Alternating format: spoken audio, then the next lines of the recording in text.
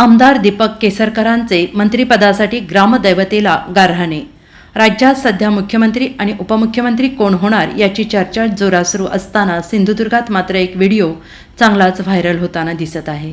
सावंतवाडीचे आमदार दीपक केसरकर यांचा हा व्हिडिओ आहे।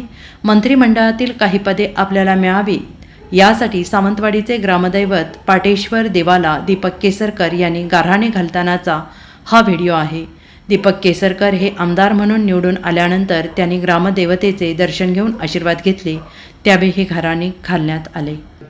महाराष्ट्राच्या राजकारणामध्ये महायुतीचं सरकार येऊन या ठिकाणी उपमुख्यमंत्री पदाची जबाबदारी प्राप्त करून देऊन गृह खातं आणि वित्त खात्याची पूर्ण जबाबदारी त्यांच्यावर देऊन या महाराष्ट्रातील तमाम जनतेची सेवा करण्याची संधी त्यांना प्राप्त करून द्या।